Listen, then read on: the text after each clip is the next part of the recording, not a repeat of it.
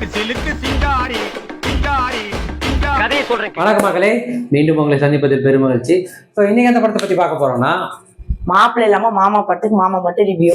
என்னது உங்களுக்கே தெரிஞ்சிருக்கும் எந்த படம்னு. நம்ம சூரி, ஐஸ்வர்யலட்சுமி, ராஜ்கிரண், ஸ்வஸ்திகா, பாபா பாஸ்கர் மற்றும் பலர் நடிச்சு வெளியே வந்திருக்கிற மாமன் படம். இந்த படத்தை பத்தி தான். ஸோ இந்த படத்துக்கு இவனும் வந்தான். ஃபர்ஸ்ட் ஷோவே போகணும் மாமா அப்படின்னு ட்ரைலர் பார்த்துட்டு. ஸோ இந்த படத்தோட எனக்கு என்ன பிடிச்சிருந்தது, எனக்கு இது சோல்ஃபுல்லாக இருந்தது. இந்த படத்தில் வேற என்ன இன்னும் பெட்டராக பண்ணியிருக்கலாம், இந்த படத்தில் இதெல்லாம் இன்னும் கொஞ்சம் சரி செஞ்சுருக்கலாம், இல்லை இதெல்லாம் தவிர்த்துருக்கலாம் அப்படின்றது தான் நம்ம இந்த ரிவ்யூவில் பார்க்க போகிறோம். இந்த ரிவ்யூவில் ஃபுல் ரிவ்யூவும் மாப்பிள்ளையும் கூட இருப்போம். ஸோ முதல்ல இந்த படத்தில் அவனுக்கு என்ன பிடிச்சிருந்தது, இந்த படத்தை அவன் ஏன் பார்க்கணும்னு நினச்சான்றதை அவங்ககிட்டயே கேட்டு தெரிஞ்சுப்போம். சொல்லுங்கள் சார், உங்களுக்கு இந்த படம் ட்ரைலர் பார்த்தோன்னா உங்களுக்கு என்ன பிடிச்சது, எதனால இந்த படம் ஃபர்ஸ்ட் ஷோ வரணும்னு நீங்கள் நினச்சிங்க? என் வாழ்க்கையில என் மாமா, அதாவது இந்த மாமா எப்படி வாழ்க்கையில என்ன பார்த்துக்கிட்டாங்களோ அதே மாதிரி பெரிய மாமா எப்படி வாழ்க்கையில பார்த்தாங்களோ, என் லைஃப் என் மூவி அந்த மூவி மாதிரி இருந்துச்சு. அது ஒரு காரணத்துக்காக மட்டும்தான் அந்த படத்துக்கு ஃபர்ஸ்ட் ஷோ போகணும்னு ஆசைப்பட்டேன். உங்களுக்கு வந்து இப்போ 13 வயசு தான் ஆகுது, உங்க வாழ்க்கையவே எடுத்திருக்காங்கன்ற வேற சொல்றீங்க அடிக்கடி. படம் வந்து உனக்கு எந்த சீன் ரொம்ப பிடிச்சிருந்தது? இது வந்து எனக்கு ரொம்பவே ரொம்ப பிடிச்சிருந்தது. இந்த சீன் வந்து எனக்கு ரியல் லைஃப்ல கனெக்ட் ஆச்சு அப்படின்ற ஒரு பாயிண்ட் எது? டெஃபினெட்லி நான் இன்டர்வல் சீனை சொல்லுவேன். சூரிய இந்த மாதிரி பெட்ல படுத்து அவன்கிட்ட அந்த கதை சொல்றதும், அதுக்கு அந்த பையன் பாவம் அந்த மாமா இல்லாதது எனக்கு எவ்வளவு வருத்தமா இருக்கும் அப்படின்னு சொல்லிச்சுன்னா கண்ணீர் விட்டு இருந்தது. நீயே அழுச்சியா? ஆமா, நீலாம் அழுக வைக்கிற அளவுக்கு பாருங்க சார். 2K கிட்டே அழ வைக்கிறீங்க director sir Prashanth Pandiraj sir. நீங்க வந்து ஒரு பெரிய விஷயம் பண்ணியிருக்கீங்க. ஸோ இவன் வந்துட்டு ஆக்சுவலா எனக்கு வந்து ரொம்ப ஸ்பெஷல். இவன் ஒரு வீட்டில் வந்து ஒரு முதல் வாரிசுன்றது அது பெண், அந்த வீட்டோட மகள் மூலயமா வரதா இருக்கட்டும், மகன் மூலயமா வரதா இருக்கட்டும், அந்த முதல் வாரிசுன்றதுக்கு ஒரு பெரிய ஸ்பெஷல் இருக்கும். அதுல இவன் வந்துட்டு எங்க ஃபேமிலிக்கு ரொம்ப ஸ்பெஷல் அப்படின்றத நாங்கள் எப்பவுமே அப்படிதான் அவனை ட்ரீட் பண்ணியிருப்போம். அதே மாதிரிதான் இந்த படத்துலையுமே அந்த கேரக்டர்ல ஸ்வஸ்திகாவோட மகனா வர அந்த சின்ன பையனும் அவனோட பிறப்பு எவ்வளவு இம்பார்ட்டன்ஸ்ன்றது தான் அந்த படமே ஆரம்பிக்கும். ஸோ எனக்கு அந்த ட்ரெய்லரை பார்க்குறப்ப பயங்கரமா பிடிச்சிருந்தது. ஸோ அது வந்து இந்த படம் ஆரம்பிக்கிற அந்த முதல் சீன்ல இருந்து நான் நினைச்சது வந்து ஒரு படம் ஒரு ஜாலியான ஒரு படமா இருக்கும், அதுக்கப்புறம் இது ஒரு பிரச்சனை அப்படிலாம் போகும்னு நான் நினைச்சேன். பட் அப்படி இல்லாம ஒரு குழந்தை இல்லாத ஒரு பெண்ணோட வருத்தத்தையும் அவளோட வேதனையும், அவ கூட பிறந்திருக்கிற அந்த பிறந்தவனோட கஷ்டத்தையும் அவனோட மனநிலையுமே வந்து முதல் ஒரு அந்த குழந்தை பிறக்கிற சீன் வரைக்குமே அந்த குழந்தை இல்லாம இருக்கிறவங்களோட மனவேதனையும், குழந்தை பிறக்கிறதுக்கான அந்த இம்பார்ட்டன்ஸும், அவங்களோட அந்த நிகழ்ச்சியான தருணமும், அவங்களோட அந்த முகபாவங்கள், அவங்களோட வேதனைகள், மனநிலை எல்லாத்தையுமே ரொம்பவே அழகா படம் பிடிச்சிருக்காங்கன்னு சொல்லணும். அதுலயும் ஒரு சீன் வந்துட்டு அந்த அக்காவுக்கு வந்துட்டு அந்த நீங்க அம்மாவை போறீங்க ஐஸ்வர்யலட்சுமி சொல்ற இடத்துல அந்த சந்தோஷத்தையும் மீறி 2 பேரும் உடஞ்சு அழுகிற சீன், அது எவ்வளவு தூரத்துக்கு ஒரு இம்பார்ட்டன்ஸா இருக்கு, அவங்க மனசுல அது எவ்வளவு தூரத்துக்கு ஒரு வேதனையை கொடுத்துருக்கு அப்படின்ற மாதிரி தான் இருக்கும். அவங்களுக்கு எந்த அளவுக்கு சந்தோஷமா இருந்ததோ அதே மாதிரிதான் இவன் வந்துட்டு எங்க வீட்டுல முதல்ல இவன் எங்க அக்கா வயிற்றுல உண்டாயிருக்கான்னு சொல்ற விஷயத்தை கேட்டப்ப எங்களுக்கும் அதே மாதிரி தான். உங்களுக்கு இந்த படத்துல இந்த சீன் ரொம்ப ரோல போய்கிட்டு இருந்ததுன்னு பார்த்தேன். எனக்கு எல்லாமே பிடிச்சிருந்தது. நான் குறிப்பிட்ட அப்படின்னு பார்த்தீங்கன்னா இந்த ட்ரைலர்ல ஒரு சீன் வரும். அவன் வந்துட்டு வயிற்றுக்குள்ள இருக்கிற குழந்தைக்கு வந்து அவன் பேசுவார், சூரிய வந்து என்னை பெத்தாரு அப்படின்பாரு. நாங்கள் இவர் வந்து அப்பாருன்னுவோம். ஸோ நாங்கள் வந்து அதை அப்படியே பேசியிருக்கோம், நிறைய பேசியிருக்கோம். அது வந்து எல்லா அக்காங்களுக்கும் உள்ள அந்த தம்பியாக இருக்கட்டும், அண்ணன்களை கொண்ட தங்கச்சிங்களா இருக்கட்டும், இந்த விஷயம் வந்து ரொம்ப கனெக்ட் ஆகும். ஏன்னா அது நார்மலா தன் மனைவி கிட்ட பேசுறதுக்கு கூட கொஞ்சம் யோசிக்கிற ஆண்கள் கூட தான் கூட பிறந்தவங்க கிட்ட வந்து யோசிக்கவே மாட்டாங்க. அந்த வயிற்றுல முத்து கொடுக்கறதா இருக்கட்டும், பேசுறதா இருக்கட்டும். ஸோ அந்த சீன் எனக்கு ரொம்ப பிடிச்சிருந்தது. இந்த படத்துல எதாவது தவிர்க்கலாம், இந்த சீன் வந்து இல்லைன்னா அந்த படம் இன்னும் கொஞ்சம் நல்லா இருந்திருக்கும் அப்படின்ற சில சீன்லாம் சொன்னீங்கன்னா நல்லா இருக்கும். அப்படின்லாம் எனக்கு எதுவும் பெருசா தோணல சார். எனக்கு இந்த படம் வந்து என்னோட ரியல் லைஃப்ல கனெக்ட் ஆனதுனால ஒரு சில விஷயங்கள்லாம் பெருசா தோணல.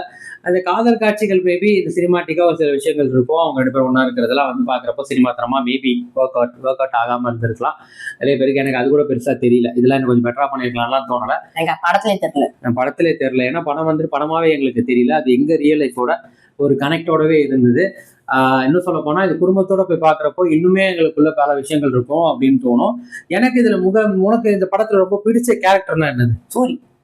ஏன் அவரை ரொம்ப பிடிச்சிருந்தது? ஆமாங்க, மாமன்றனாலே பிடிச்சிருச்சா? ஆமா. So okay fine. மனுஷன் அந்த கேரக்டரே வாழ்ந்துருக்கு. சரி, இப்ப அந்த மாமா பிடிக்குமா இந்த மாமா பிடிக்கும்? இந்த மாமா டெஃபினெட்லி. வேற அந்த படத்துல அந்த மாமனை தான் பிடிக்கும். எனக்கு வந்துட்டு ஆக்சுவலா ஆப்வியஸ்லி சூரிய வந்து ரொம்பவே பிடிச்சிருந்தது. அவர் வந்து உண்மையிலேயே இது வரைக்கும் காமெடியா நடிச்ச படங்களா இருக்கட்டும், கதை நாயகனா படிச்ச படங்களா இருக்கட்டும், ஹீரோவா மாஸ் பண்ண படங்களா இருக்கட்டும், எல்லாத்தையும் தாண்டி இந்த படத்துல வந்து உண்மையாவே இன்பா அப்படின்னு அந்த கேரக்டர் வந்து ரொம்ப ஜஸ்டிஃபை பண்ணியிருக்காரு. அதுலயும் எமோஷனல் எல்லாம் மனுஷன் பட்டைய கிளப்பி இருப்பாரு. அவர் கண் கலங்கி அந்த கண்ணீர் ஊத்துற சீன் எல்லா காட்சிகளிலுமே அவர் ரொம்பவே தத்ரூபமா இருப்பாரு. இன்னும் சொல்ல போனா அவர் வந்து அவர்கிட்ட அவங்க அம்மா வந்து ஒரு விஷயத்த சொல்லுவாங்க, அவங்க அக்கா பண்ண ஒரு காரியத்தை. அந்த இடத்துல உள்ளுக்குள்ள அவள் வலி இருக்கும், கண்ணில் கண்ணீர் இருக்கும், ஆனால் வார்த்தையில் அவளுக்கு பொறுமை இருக்கும். அப்படி ஒரு ஆக்டிங்கா இருக்கும். அதே மாதிரி தான் மனைவி வந்து நீங்க போகக்கூடாது அப்படின்னு என் பிள்ளை மேல சத்தியம் வாங்கிட்டு அவங்க ஒதுங்கி போனதுக்கு அப்புறம் உள்ளேயும் போக முடியாம வெளியிலேயும் போக முடியாம அவர் தருமாறுற காட்சியா இருக்கட்டும், காருக்குள்ள அடிச்சுக்கிட்டு அழுகிற காட்சியா இருக்கட்டும், அதேதான் அதை காட்டியிருக்காரு. மேபி எனக்கு கல்யாணம் ஆகி எனக்கு மனைவி வந்து இந்த மாதிரி ஒரு சூழ்நிலை வந்தா நானும் அந்த மாதிரி ஒரு பரிதவிப்புதான் இருப்பேன் அப்படின்றதுதான் நான் தெரியல பாக்குறப்ப என்னால உணர முடியுதுன்னா அதுதான் அந்த படத்துல அந்த சீனோட ஜஸ்டிபிகேஷன். சூரி தான். பட் சூரியை தாண்டி சூரியன்றவர் அவரை தாண்டி மற்றவங்க எல்லாருமே அந்த கேரக்டருக்கு ஜஸ்டிஃபை பண்ணியிருக்காங்க.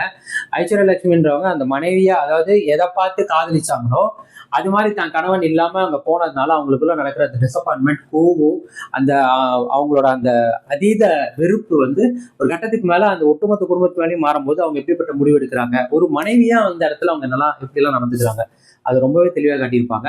ஸ்வஸ்திகாவும் வந்துட்டு ஆக்சுவலா ஒரு அக்காவா ஒரு குழந்தை பிறக்காத வரைக்கும் தம்பி எப்படி கஷ்டப்படுறாங்க, தம்பி மேல எவ்வளவு பாசமா இருக்காங்க. அதுக்கப்புறம் அந்த கல்யாணம் வரைக்குமே அவங்க நார்மலா இருப்பாங்க. அதுக்கப்புறம் சின்ன சின்ன அந்த வர அந்த உரசல்கள் வந்து எவ்வளவு தூரத்துக்கு போகுது, அவங்க எப்படி நடந்துக்கிறாங்க, அந்த ஈகோ எவ்வளவு தூரத்துக்கு அவங்கள பாதிக்க வைக்குது. இதெல்லாம் சூரியோட மாமா பத்தி சூரியோட மாமானா பாபா பாஸ்கர், அவரோட அக்கா வீட்டுக்காரர். ஆக்சுவலா இந்த படத்துல ரொம்ப சர்ப்ரைசிங்கான கேரக்டர் வந்துட்டு அவர் தான். பாபா பாஸ்கர்னு வரும்போது எல்லாம் ஜாலியா பண்ணக்கூடிய ஒரு கேரக்டர், ஒரு மனுஷன் ரியல் லைஃப்ல. பட் அவருக்குள்ள இருக்கிற அந்த எமோஷன், அந்த கேரக்டருக்குரிய ஒரு எமோஷனை அவர் ரொம்ப அழகா வெளிப்படுத்தியிருப்பாரு. அதுலயும் ஒரு சீன்ல வந்து உண்மையிலேயே இந்த படத்துல பெருசா பேசப்பட்ட விஷயம் அதுதான். மாமன் தான் டைட்டில். ஆனா ஒரு அப்பனோட வலி, ஒரு மாமன் ஒரு இடத்துல தான் பிள்ளைகிட்ட எங்கெல்லாம் வந்து அதிக அன்பை கொடுக்குறானோ அந்த இடத்துல அந்த குடும்பத்துல அந்த அப்பனுக்கான வேல்யூவும் மரியாதையும் கம்மியாகும். அந்த புள்ளிக்கும் அப்பனுக்கும் உள்ள அந்த தொடுதல் வந்து அந்த அன்பு வந்து கம்மியாகிறதுக்கு வாய்ப்பு இருக்கும், பிரிவு அதிகமா இருக்கும்ன்றத அந்த 2-3 சீன்லயும் ரொம்ப அழகா எக்ஸ்பிளைன் பண்ணியிருப்பாங்க. ஸோ அவர் வந்து ரொம்பவே வந்து அந்த கேரக்டராகவே வாழ்ந்திருப்பாரு. அதை தாண்டி ராஜ்கிரண் அப்புறம் அந்த ராஜ்கிரண் பவுனா வர அவங்க உண்மையிலேயே அந்த 2 கேரக்டரும் அவ்வளோ சூப்பராக இருந்தது. அதுலேயும் கிளைமேக்ஸ் கிட்ட ராஜ்கிரண் அந்த உடஞ்ச அழுகிற சீனெல்லாம் வந்து எக்ஸ்ட்ராடனரி. தேட்டரில் அழாத ஆட்களே கிடையாது அப்படி இருக்கும். ஸோ ஓவராலா பாலசரவணன் ஒரு 2-3 சீன் வந்தாலுமே வந்துட்டு மனுஷன் வந்து சூப்பராக பண்ணியிருப்பாரு. எல்லாருமே யாரையுமே சொல்ல முடியாது. இதுல மெயின் பாத்தீங்கன்னா ஃபர்ஸ்ட் சூரிய அப்புறம் அந்த சின்ன பையன் 2 பேருமே வந்து அற்புதமா பண்ணியிருப்பாங்க. மாமா என்ன சொல்றாங்கன்னா இந்த படத்துல தப்பே இல்லை, 10 out of 9 கொடுப்பானா. எல்லா கேரக்டருமே நல்லா பண்ணியிருக்காங்க. இசையுமே ரொம்பவே பெரிய ஒரு பங்காற்றி இருக்குன்னு சொல்லலாம். பாடல்கள் வந்துட்டு இன்னும் கொஞ்சம் பெட்டரா இருந்திருக்கலாம். ஏட்டல என்ன பெட்டரா பண்ணிருக்கலாம். பாடல்கள் இன்னும் கொஞ்சம் அழுத்தமா அந்த இந்த கதைக்கு ஏற்ற மாதிரி இன்னுமே வந்து மனசுக்கு வருடுற பாடல்களா இருந்திருக்கலாம் அப்படின்றதுதான். பிஜிஎம் ஓகே, ஆனா பாடல்கள் இன்னுமே வந்துட்டு ஒரு நம்ம வீட்டு பிள்ளை படத்துல வந்த பாட்டு மாதிரியோ, கடைக்கட்டு சிங்கம் படத்துல வந்த பாட்டு மாதிரியோ அந்த எமோஷனல் கனெக்டோட ஒரு பாடல்களா வந்திருந்தா இன்னுமே இந்த படத்துக்கூட அந்த வேல்யூ கூடி இருக்கும், இன்னும் அந்த அழுத்தம் இருந்திருக்கும். பட் ஓவராலா மாமன் வந்துட்டு எனக்கும் சரி என் மாப்பிள்ளைக்கும் சரி இது ஒரு 100% பக்காவா கனெக்ட் ஆன மாமன் 2 வேண்டாம். ஏன்னா இந்த படம் என்ன பண்ணுச்சு, எனக்கு இந்த பார்ட் 2 அதெல்லாம் வேண்டாம். இந்த படம் பேசின விஷயமே வந்துட்டு எனக்கு ரொம்பவே பிடிச்சிருந்தது, ரொம்ப பர்சனல் கனெக்டா இருந்தது. இன்னும் சொல்ல போனா இது வந்து எத்தனை வாட்டி வேணாலும் என்னால திரும்ப பார்க்க முடியும், எத்தனை வாட்டி வேணாலும் என்னால திரும்ப அழுக முடியும். ஏன்னா இந்த படம் அதைதான் பண்ணியிருக்கு. எனக்கு இந்த படம் வந்து ஒரு கம்ப்ளீட் ஹோல்சம் ஃபீலை கொடுத்துச்சு. உனக்கு எப்படி கொடுத்துச்சு? ஒரு எமோஷனல் ஃபீலை கொடுத்துச்சு. ஒரு 2K கிட்டுக்கே வந்து ஆள வச்சிருக்கு, எமோஷனல் ஃபீல் கொடுத்துருக்கு. இன்னுமே வந்துட்டு அவன் ஒரு சில சீன்லாம் வந்துட்டு இதெல்லாம் நடக்கக்கூடாது அப்படின்ற அளவுக்கு அவன் மனசுல ஃபீலும் இருந்தது. இந்த மாதிரி சினிமாலாம் வெளியே வரணும். இன்னும் இந்த கிரிஞ்சு பூமர் சினிமாலாம் கீழே தள்ளிட்டு இந்த மாதிரி சினிமாலாம் கொஞ்சம் மேல வரணும். மேலே இதெல்லாம் தான் படங்கள் கிரிஞ்சு பூமர் கிடையாதுன்றதான் தம்பி சொல்றாப்ல. ஏன்னா ஒரு 2K கிட்டு வரும்போது இதெல்லாம் கிரிஞ்சுன்னு நிறைய பேர் சொல்ற இடத்துல இந்த எமோஷனலா இருக்கிறது தான் உண்மையான ஒரு படம், உண்மையான ஒரு சினிமா. அதை வந்து ரியாலிட்டியோட கனெக்ட் பண்ணிக்க முடியும் அப்படின்றது தான். ஸோ எங்களோட மார்க் வந்து 10க்கு எவ்வளோ? 10க்கு 10 தான் கொடுப்பேன். 10க்கு 10 கொடுப்பான். நான் வந்து ஒரு கொடுக்கக்கூடாது, அப்புறம் என்ன வந்து இது பண்ணுறதுனால 10க்கு 9 கொடுக்குறேன். கண்டிப்பா குடும்பமா நீங்க எல்லாருமே போய் பார்க்கலாம். முக்கியமா அக்கா தம்பி இருக்கிறவங்களாம் சரி, அவங்களுக்கு பசங்க இருந்தாலும் சரி, ஜாயிண்ட் ஃபேமிலி முக்கியமா போங்க, ஜாலியா போங்க. எல்லா விதமான எமோஷனுமே இந்த படம் கொடுக்கும். கண்டிப்பா உங்களை என்டர்டெயின் பண்ணும். ஸோ மீண்டும் அடுத்த வாரம் வேற ஒரு திரைப்படம், வேற ஒரு விமர்சனம், வேற ஒரு நோட்டத்தோட நாங்க சந்திக்கிறோம். அன்டில் தென் நன்றி, வணக்கம். உங்க விஜய் ராதகன். இது நம்ம ஷோ ரீல் அந்து போச்சு. எப்பா சாமி போதும்டா ஓட்டது, ரீல் அந்து போச்சு.